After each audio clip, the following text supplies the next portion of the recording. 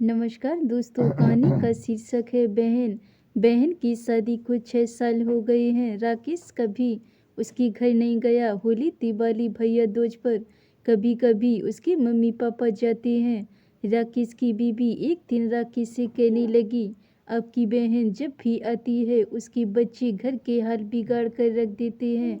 खर्च डबल हो जाता है और तुम्हारी माँ हमसे छुप छुपा कर कभी उसको साबुन की पेटी देती हैं, कभी कपड़े, कभी सर्फ के डिब्बे और कभी कभी तो चावल का थैला भर देती हैं।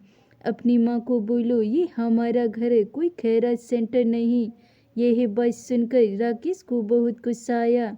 राकेश बोला, मैं मुश्किल से खर्च पूरा कर रहा हूँ और माँ सब कुछ बहन को दे देती है। बहन एक दिन घर आई हुई थी।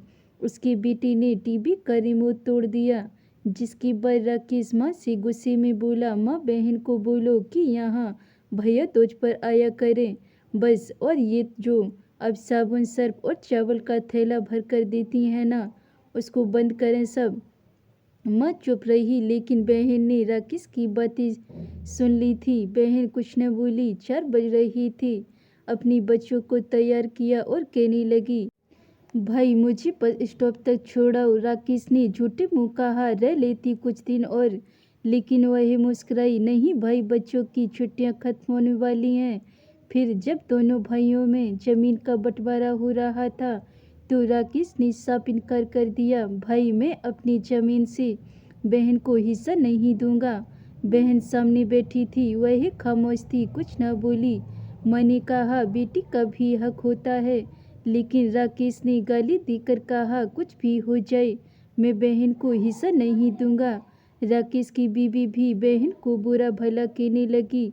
वही बेचारी खामोश रही। राकेश का बड़ा भाई अलग हो गया। कुछ वक्त बाद राकेश के बड़े बेटे को टीबी हो गई। राकेश के पास उसकी इलाज करवाने के पैसे नहीं थे। राकेश बहुत परेशान था। 1 लाख रुपए कर्ज भी ले चुका था। राकेश बहुत परेशान था। कमरे में अकेला बैठा अपने हालात पर रो रहा था। उस वक्त वही बहन घर आ गई। राकेश गुस्से से बोला, अब ये आ गई है मनहूस। राकेश ने बीबी को कहा, कुछ तैयार करो बहन के लिए। तो बीबी राकेश के पास आकर बोली, कोई ज़रूरत नहीं कुछ भी पकाने की इसके लिए। फिर 1 घंटे बाद राकेश की बहन राकेश के पास आई। भाई परेशान हो? बहन ने राकेश के सर पर हाथ फेरा। बड़ी बहन हूँ तुम्हारी, अब देखो मुझसे भी बड़ी लगती हो। फिर राकेश के करीब हुई, अपने पर्स से सोने के कंगन निकाले, राकेश के हाथ में रखे और आहिस्ता से बोली, पागल तू ऐसे ही परेशान होता है, ये कंगन बेचकर अपना खर्चा कर, बेटे का इलाज करवा। शक्ल तो देखो जरा, क्या हालत बना रखी है तुमने। राकेश खामोश था, बहन की तरफ देखे जा रहा था। वह आहिस्ता से बोली, किसी को न बताना कि कंगन के बारे में, तुमको मेरी कसम है। राकेश के माथे पे बोसा किया और 1,000 रुपये राकेश को दिया, जो 5,500 रुपये की नोट थी, शायद उसकी जमा पूंजी थी।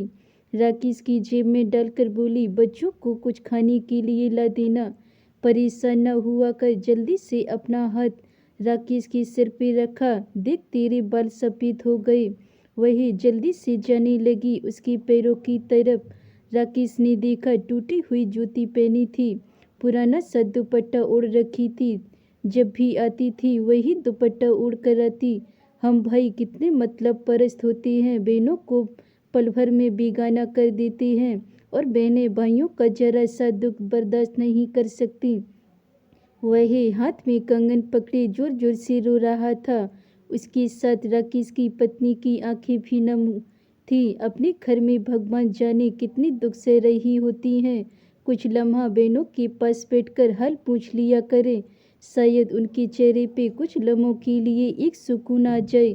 दोस्तों, बहनें माँ का रूप होती हैं। धन्यवाद दोस्तों। अगर ये मेरी कहानी आपको पसंद आई हो तो वीडियो को लाइक, कमेंट, शेयर ज़रूर करें। अगर चैनल पे नए हैं तो चैनल को सब्सक्राइब कर लें। मिलते हैं ऐसी और नई कहानियों के साथ, तब तक के लिए बाय बाय।